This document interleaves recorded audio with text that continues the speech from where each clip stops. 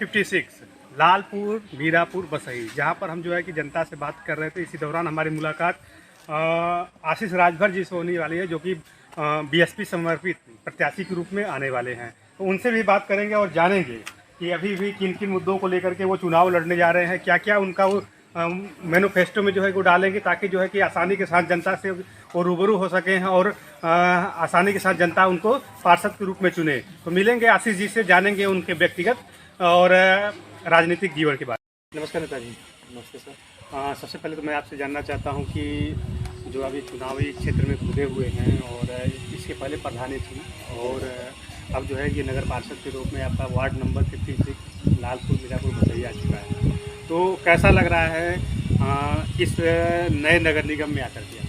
सबसे पहले तो सर मैं D7 न्यूज़ चैनल को धन्यवाद देना चाहता हूं, क्योंकि आप सभी के माध्यम से मैं अपने मित्रों, सहपाठियों और सम्मानित वार्ड के लोगों से अपनी बातों को रखने का मुझे मौका मिला। उसके लिए मैं D न्यूज़ चैनल को धन्यवाद तहे दिल से शुक्रिया अदा करना चाहता हूं।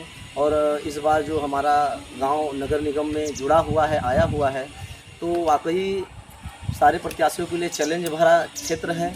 और मेरा जो मुद्दा था, मैंने जब अपने गांव को देखा, गांव में गया, तो मैं अधिकतर पाया कि किसी का वोटर लिस्ट में नाम नहीं है, तो किसी का राशन कार्ड की सूची में नाम नहीं है, तो किसी के घर जाने तक का रास्ता नहीं है। आदमी यहाँ 10 साल 15 साल प्रधान बना, तो उनको ये करना चाहिए, लेकिन वो कभी नहीं कर पाए। और मैं जनता से यही कहना चाहता हूँ, अगर उनको ये लगता है कि नहीं मैं आशीष राजभर से ये काम करा सकता हूँ, कोई बातों को उनसे खुल के कह सकता हूँ, तो पक्का मुझे वोट दें। अगर उनके दिल में है कि नहीं मैं नहीं करा सकता हूँ, तो मैं क्षमा चाहता हूँ कि अगर आपके लिए ऐसा प्रत्याशी नहीं बन सकता हूँ तो आप मुझे वोट नहीं दें। मैं साफ कहना चाहता हूँ, अगर आपको लगता है कि नहीं आशीष राजभर ये मेरा काम कर सकते हैं, तो आप ज़रूर एक मौका हमें दें। और चूँकि गांव में अनेक नेता आए, बस वादा किए, और हम लोगों ने भी उनको वोट दिया, 10 साल दिया, 5 साल दिया, और देखते देखते बस वादे पे वादे, काम कोई नहीं। उसको देखते हुए हम लोगों ने खुद, युवाओं ने ठाना है कि हमें खुद अपना अधिकार लेना होगा, हमें खुद आगे बढ़ना होगा। और यही सोच करके मैं बीएसपी ज्वाइन किया, और बीएसपी के भागीदारी से मैं बसपा प्रत्याशी होकर के यहाँ के चुनावी मैदान में आया। वर्षों से आप राजनीतिक क्षेत्र में हैं और कहाँ से आपने ये करियर शुरू किया? सर मैं राजनीति के क्षेत्रों में ज़्यादा नहीं, मैं पिछली बार बीडीसी का चुनाव लड़ा, इसमें सेकंड फाइटर आया। दुर्भाग्यवश एक नए गांव को जोड़ दिया गया था, और मैं स्वेच्छा से पूरे ईमानदारी से उस चुनाव को लड़ा, न कहीं दारू न मुर्गा। मैं अपने व्यक्तिगत चरित्र के साथ लड़ा था, और मैं सेकंड फाइटर रहा। तो वहाँ पे जनता का रुझान मुझे बहुत अच्छा लगा, जनता ने मुझे बहुत लाइक किया, क्योंकि एक गांव से 1.5 किलोमीटर की दूर पर गांव जोड़ना और उस क्षेत्र में सेकंड फाइटर आना, ये मेरे लिए तो काफ़ी चैलेंज भरा रहा। और वहाँ से जनता का इतना सम्मान, प्यार, दुलार मिला, उसी समय से मेरे अंदर राजनीति का एक नशा चढ़ा, और मैंने सोचा कि मैं गाँव के लिए कुछ करना चाहता हूँ, मान सम्मान पाना चाहता हूँ। तब से मैं राजनीति में रूबरू हुआ। बीएसपी पार्टी जो है कि हमेशा दलितों की पार्टी कही जाती है, और सारी व्यवस्थाएं देखा जाए तो विकास के लिए दलितों के लिए ही शुरू की जाती है और उन्हीं पर खत्म कर दी जाती है। लेकिन आज तक इतने साल जो है देश आज़ादी के बाद भी उनका उद्धार नहीं हो पाया। अभी हम आपके अड़े में हरिजन बस्ती में घूम रहे थे, वहाँ पर बहुत सारे लोगों को बहुत तकलीफ़ें हैं। तो आप जो है कि इस क्षेत्र में आए हुए हैं और एक बसपा से जो है समर्पित पार्टी से लड़ने जा रहे हैं, तो क्या लगता है कि आपके द्वारा जो है कि इनका उद्धार हो पाएगा? देखिए, नेता बनने के लिए क्वालिटी होनी चाहिए। सबसे पहले तो आदमी एक ज़मीनी स्तर से काम करता है, क्योंकि मैंने एक बार राशन कार्ड का कैंप लगवाया था। मैंने जब लोगों को बुलाया, अधिकारी आया हुआ था, वहाँ पर किसी का कागज़ कोई पूरा नहीं था। तो मेरा जो अनुमान है, मुझे खुद इस लड़ाई को लड़ना है, तो मैं जब आऊँगा तो सबसे पहले लोगों का डॉक्यूमेंट्स पूरा कराऊँगा। जब डॉक्यूमेंट्स पूरा होंगे तभी उनका काम हो पाएगा। जब कोई काम करने के लिए यहाँ आए, डॉक्यूमेंट्स पूरा ही न रहे, उसमें प्रशासन क्या कर सकता है? तो हम लोग पहले अगर देखा जाए तो हमारे डॉक्यूमेंट्स पूरा ही नहीं है। तो सबसे पहले किसी का वृद्धा पेंशन है तो आय है, उनका जाति है, अगर किसी का राशन कार्ड को बनवाना है, उनका खाता खुलवाना है, उनका आय प्रमाण पत्र बनवाना है। जब ये सब चीज़ें रहेंगी तब हम आगे काम करेंगे। अचानक कैंप लगा और ये सारी चीज़ें हमारे पास नहीं हैं। तो मेरा जो है एक ज़मीनी स्तर से काम करने का मौका है। मैं चुनाव अगर जीतूंगा तो मैं सबसे पहले जनता का डॉक्यूमेंट्स पूरा कराऊंगा। डॉक्यूमेंट्स जब सभी का पूरा होगा तब मैं आगे की लड़ाई लड़ सकता हूं। जब डॉक्यूमेंट्स पूरा ही नहीं होंगे तो मैं कैंप लगवा के या कोई कैंप लगा के भी क्या कर सकता है? उनके डॉक्यूमेंट्स ही पूरा नहीं है, और 90% ऐसा होता है जिसे पूरे जैसा कि नेताजी अभी आपका जो कई गांवों को मिला करके नया वार्ड बनाया गया है, लालपुर मीरापुर बसही 56 नंबर है, और इसमें कई ग्राम पंचायत है जो कि ग्राम पंचायतों में प्रधान रहे हैं। जी जी जी। तो अभी जो है कि पूरा दायित्व कम से कम हमें लगता है 5-6 गांव मिल करके ये शुरू हुआ है। तो आपने पूरे गाँव का सर्वे किया है, तो कौन कौन गाँव इस वार्ड में आते हैं? इस वार्ड में तो सर चार गांव ऐसे हैं जो आपत्तिजनक स्थिति में अभी हैं, जिसका शासन ने प्रशिमन अभी लिखित तरीके से फाइनल नहीं दिया हुआ है। जैसे कि आप ले सकते हैं हरिवल्लमपुर, बनियापुर, ये गांव अति पिछड़ा हुआ है और यहाँ पे विकास का कार्य चूँकि रूरल क्षेत्र से भी है तो विकास का कार्य उतना हो नहीं पाया है। और वहाँ की जनता का मैंने अभी जस्ट आपसे बताया कि डॉक्यूमेंट्स किसी का अगर राशन कार्ड पे यूनिट नहीं है तो डॉक्यूमेंट्स पूरा नहीं है, किसी का आवास नहीं है तो कहीं ना कहीं दिक्कतें हैं।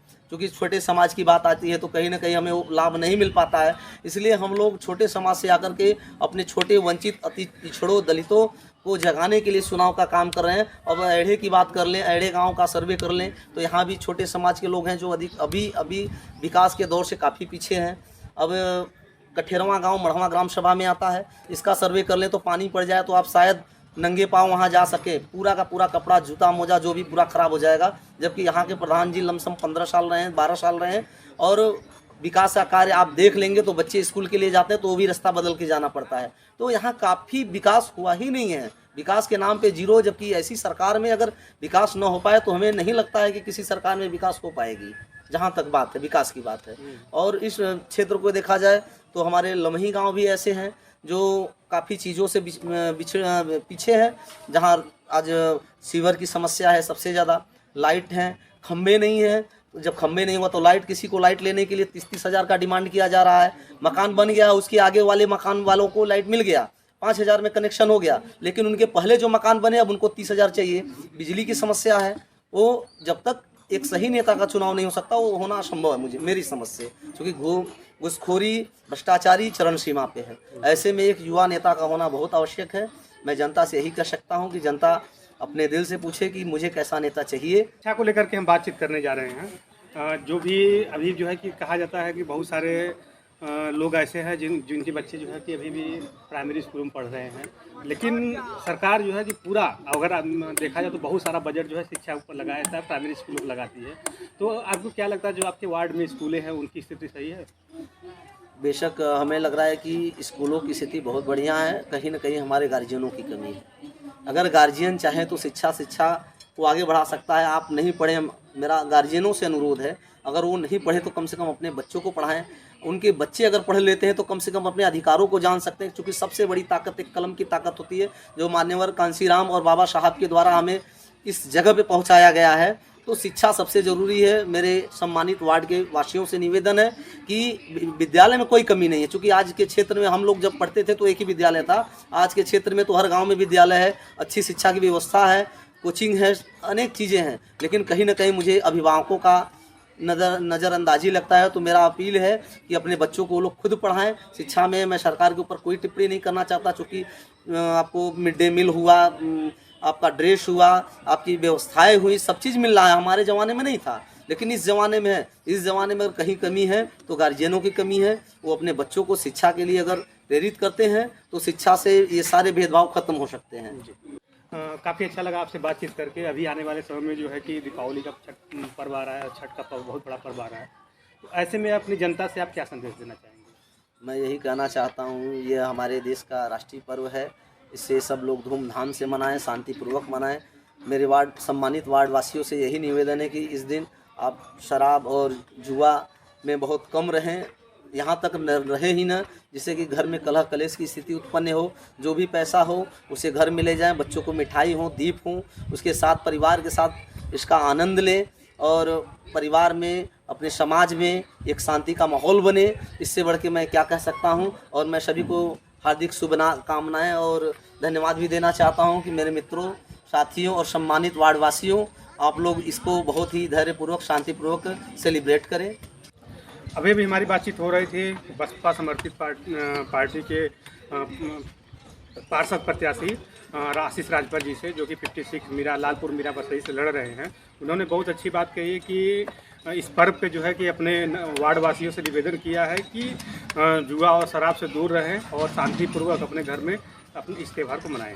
तो मिलते हैं किसी अन्य जगह मिलते और क्षेत्र के लोगों से जानकारी लेते हैं कि इस वार्ड का क्या हालचाल है।